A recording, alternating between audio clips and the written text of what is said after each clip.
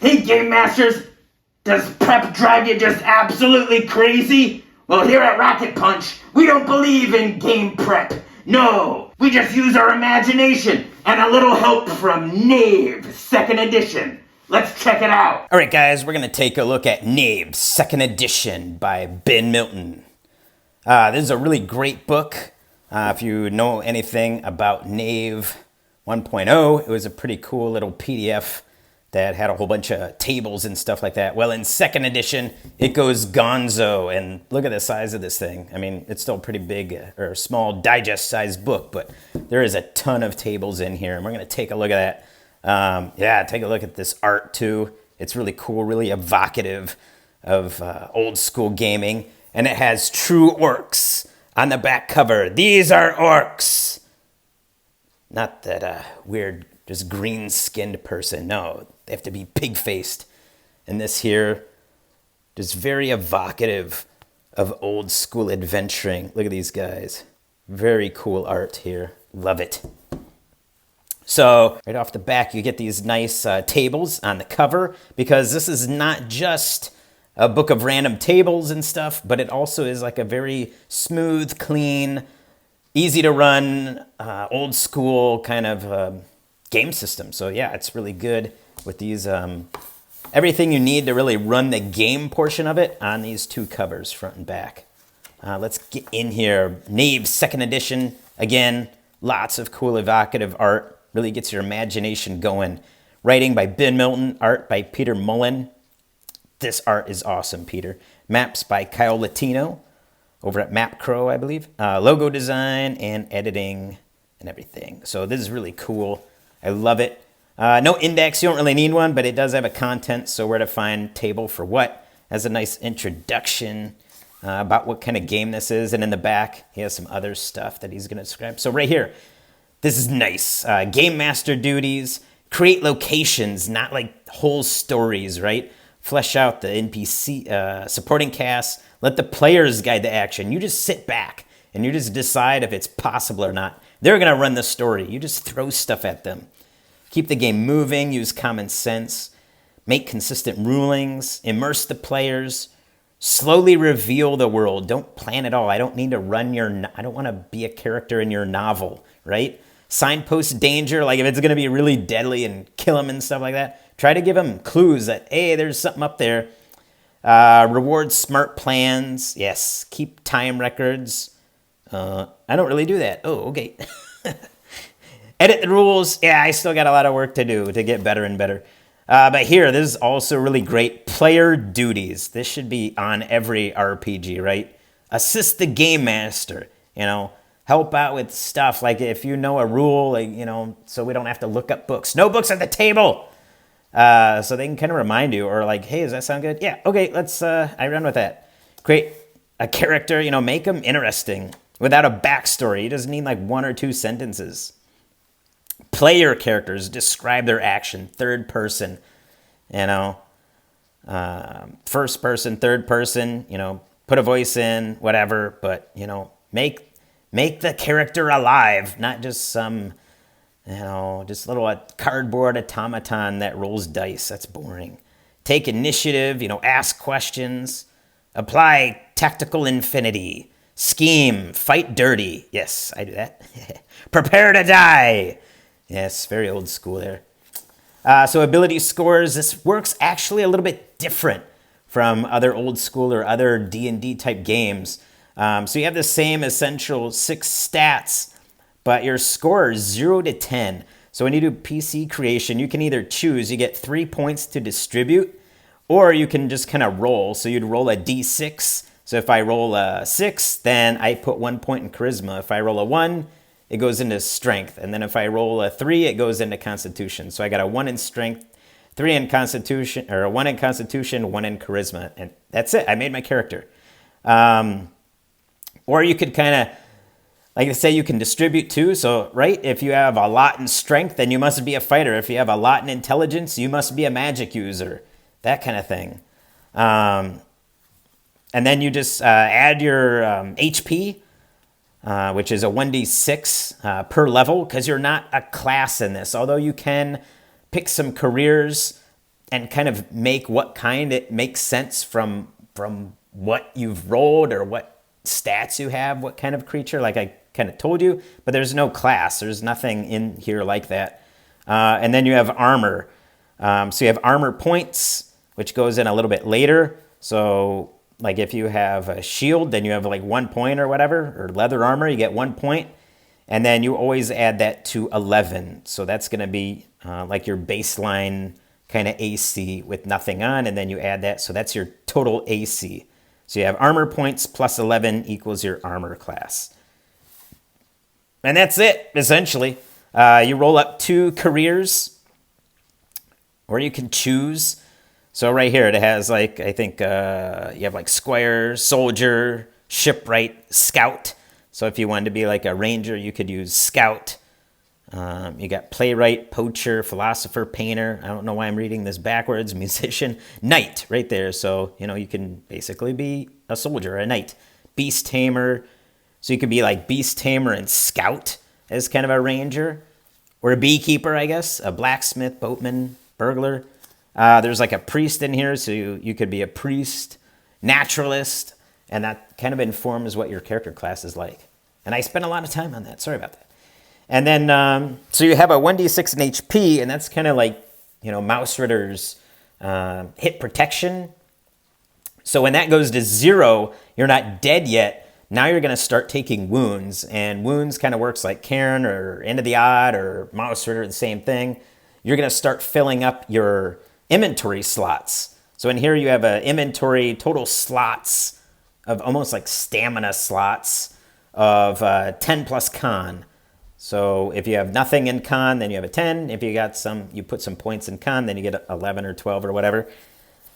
So once you reduce your HP, then you go to your slots, and then you're just going to start erasing slots. You're going to not be able to carry as much because you're getting damage to your arms or your legs or your back or your chest. So you're not able to have as much stamina to hold on as much stuff. So you start dropping that. And once you get to 0 HP and filled up everything, then you're dead. So it is deadly and dangerous, which is really cool. It has that old school feel. If you're a monster, you just die at 0 HP or whatever if you're an antagonist. Leveling up, you got right here, you got your XP per level goes up to 10, and each hit point you get 1d6. So up to 10, you get 10d6. So it's a very low level. So you could technically, if your rolls really suck, you're going to be like at 10th level, you're going to have like 10 HP. So, or you could have 60 HP. And in here, the goal, name of the book, you want to get to 10th level, a knave. So you're all just kind of like, out in the muck. You're just no-name losers. Or you could be something, I guess. It's all narratively. Okay, so checks. Same thing. You're going to just roll d20 plus whatever plus you have in the stat, plus your mod, essentially. And then you want to beat, essentially the standard target number is 11, and then you're going to add difficulty from 0 to 10. Default is 5. So the default difficulty in this book is 16, which seems a little bit high, but you could mod it a little bit. Maybe start with 12. I don't know. Or start rules as written and then just check how it goes. But again, you don't have to just fail because you don't make the roll. Always fail forward, right? If you're going to be fighting someone, then it's just their AP, right? If you're just fighting a creature. Then you got some social checks, some lore checks, some search checks, how to do that. And then it starts into traveling. And what you're going to do talks about how to navigate, how to explore, has a travel hazard die result like encounters, fatigue, depletion, travel shift, sign. Free. Oh, on a 6, nothing. So it's like the opposite of BX on a 6. Something happens on this, nothing. And then weather, 2d6 weather table. And then here we started getting our random table of travel shifts. So you can roll on here like the blood moon, I thought it was the moon, the monsoon, mud flows, tremors. Oh, yes, that's a good movie. I haven't seen that in a long time. Okay, let's keep going. And then you have signs. So there's stuff like droppings, shell, chewed plants, hives, wallows, locations such as crossing, crystals, rivers, sides, salt flats, structures, a dolmen, shepherd's hut, monument, mule tracks, place traits, eldritch, sinking, shivering, all these awesome things. Like right there, you're done with the creating an interesting place. Then it has, once you get to the place, now you're going to go into delving, you're going to go inside, and you got a D6 hazard die result, encounter, fatigue, burn. So lit torches burn out. Delve shift, something in the environment changes, assign or free, no effect. That is an awesome goblin right there. So here's what happens. The delve shifts. What happens? Fire happens. Smoke, sleep, plants wither. Rooms, cell, chapels, parlors, pits, stables, tapestry room. Room details. So like fireplaces, rubble, roots. Room themes. So like disease, serpents, trickery, thorns. What kinds of dungeons? Alchemy labs, factories, trap effects, crushing, slashing, extending, imprisoning. Different types of hazards like metal jaws, mold, sulfur, heat, heavy gas. Different kinds of mechanisms for the trap, nets, paddle, copper wire corridor. I mean, you just roll up. You can quickly make different traps, different rooms. Very exciting. And see, we're done with that. We don't have time to read a 30-page adventure story. You know, we're going to make our own. Again, an awesome splash page here. Encounters, now how far, surprise, NPC reaction tables, what are they doing? Are they dancing, rescuing, mourning, murdering? Then go into combat, which is just roll. And then you got your AP, you got some modifiers maybe, and then the morale checks. You got some different types of hazards that can happen, you know, fire, drowning, freezing. And then my favorite part, again, awesome. Look at those awesome skeletons. Spell casting. You go to spells. So in here you got all these random D100 spell list. But what's even better for people like me, generate new spells. I love just random spells and just coming up with my own unique spells. So to even add more flavor, they have a whole bunch of wizard names and a spell formula to make kind of like your own spell with a wizard's name, what kind of qualities it has and effects. And then from there, you can just make up your own, like what does it do exactly? So really cool. So it has qualities, effects, elements, and forms. So right there, you can just make a really cool spell. Oops. Yeah, then you have mutations, delusions, disasters, different types of magic schools. Very cool, very cool. Then you have relic magic. So you have all kinds of patrons, kind of weird relics and shrines that could be around. So or you could be like a priest, and here you have domains. So you could, again, the domain of bees cleric, or the domain of duels or earthquakes. The domain of wolves, that's cool. The domain of the hunt. What's your symbol? That's awesome. And then again, look at this, alchemy. Right? Is your game not have the potion you want? Just randomly, what kind of potion do they find on the body or in the mage's tower? You know, you can just make your own. What is it? What are the textures of this potion? What are the tastes and colors and ingredients needed for this? That is very cool. So maybe they go on a journey. They have to make a potion. So they have to go grab these ingredients somewhere. So very Zelda-esque, I guess. The equipment. So in here, you don't have like a big list of different types of weapons. You can kind of make your own. If it's one-handed, it does D6. Two-handed, it does D8. Missile weapons do a D4. Bows do D6. And then it talks about the armor pieces. So you can have different armor pieces. Each one gives you a one AP essentially, or armor point, plus your 11. So that gives you how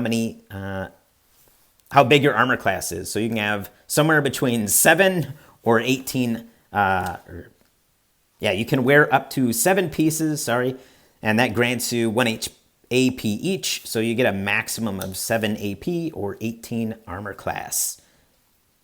Talks about the cost of living, different transport, all kinds of cool tools and stuff like that. Miscellaneous items. I use this when I'm like, what do I find on the body? So you can use this miscellaneous items to kind of be a, what do I find? You got a big thing of books, which is cool.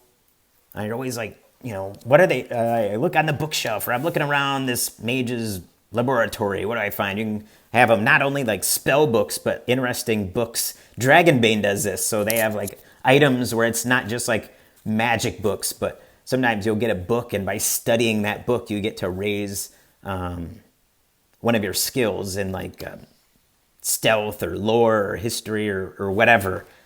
So that's a very cool idea. You could kind of do the same. Read that. If you have that book in your inventory, mathematics book or whatever, you get a +1 for that character to do a specific task. Different types of clothing, fabrics, decorations, treasures, different materials of things. This is crazy. But it's cool because weapons. So you could have like right here, the crystal crossbow or the fire coral falchion, stuff like that. So very Final Fantasy, just kind of a whole bunch of weird swords and stuff like that. Different item traits. So here you could basically build like your Elric's sword, something like that. Maybe talks, that kind of thing. Buildings, cost of the buildings, renting them, constructing them. Large warfare. Cities, so city themes, city events, street details, buildings. So if you want to not do delving, but if you want some city adventures, we got you covered right here. He's got you covered. Here's what you're always looking for as a GM, right? In name 1, in name 2, food traits and food. Man, this table we need a lot. Different factions in the city. What do they do? So you could have like spies and criminal organizations. Here's some missions through the city, some rewards. So man, you don't need those freaking books. You just make your own stuff. You just roll it up. Take you 2 seconds. Downtime, so carousing mishaps. Career types, recruiting. So here's where you can get your hirelings. You want hirelings, man. You get some archetypes. Tells you how much. 2 for hirelings, mercenaries, experts, companions. So if you're doing solo, maybe you roll up a companion real quick. Archetype. And because it's solo, like, you don't want to know. You don't want to make it up. You just roll. Who do I get? Here's another great one. You get male names, female names, surnames, and surname 2. So you can just make your own weird name. Different personalities, NPC details, professions, goals, assets, liabilities, relationships, mannerisms, and monsters. Now, this doesn't have a huge monster section, but it's enough to get you where you need to go. So it talks about building your monster, what kind of monster it is. So here's like your basic fantasy monsters in here. I love this thing. This is my kind of monster. And then it has a very simple bestiary, so you can just kind of get a flavor of how he kind of sets up the game. So then you're kind of can just mold it how you want. So you have like your major monsters in most fantasy RPGs. So I think that's more than enough. You don't need 800 pages because most of us already kind of know what these monsters basically do or what they are like. So you just kind of want to know how it fits into this game. So you got animals, different organs. So if you want to harvest, you want to have a harvesting system in your game. Some monster traits, some powers, so you can make your own. That's really cool. Oh, mold flesh. That's cool. Different scents, maybe in the layers of these animals. Some sounds. The animal's monster's tactics, its weaknesses. That's weakness, hands. I can identify with that. And then it has a gameplay example, how to play the game. I like examples. I know a lot of people don't because it wastes some pages, but if it's just like a 3 or 5 pages, it's just enough to kind of get your mind in the mindset of the people who made the game. So you can kind of, at least when you start, kind of know how this game is kind of supposed to run, which kind of influences you when you run your own, so you can kind of get that flavor.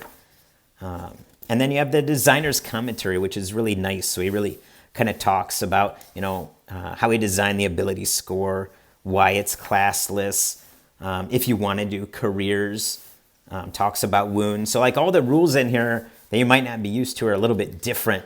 He's got all these tips and tricks to kind of get you in the mindset of each of those chapters that we went through. And then here's the character sheet. You got your 6 skills, your AC, your AP, level, your 8 max HP, and then you can just kind of write in here as it goes down and down and down and down. Little portrait, and then your slots. That's all you need to play these games, man. So this is perfect little simple sheet. I really dig it. And then, as a special bonus, look at that. Your very first dungeon is right here. I love this isometric map. It's just so, again, evocative. It really gets your juices flowing, and you don't really need this thing keyed even. But you can kind of take this and maybe roll on some of these tables in here and key it yourself. That should be your first thing as a GM. Or don't, and just as they go to each place, take a look at the picture and just explain what's going on. And here you go too. You got your very first hex crawl. Tons of places to go. I think this hex map would last you at least a year. At least, or even longer, depending on how long you stay there and roll on these tables. And there's just so much you can do here. It's an amazing map. Kyle Latino, beautiful. These maps are awesome. Anyway, that is it, the back cover, and that is Knave. This book is really awesome, really simple. You can use it for everything. Amazing. Chef's kiss. All right, see you again on Rocket Punch. Later.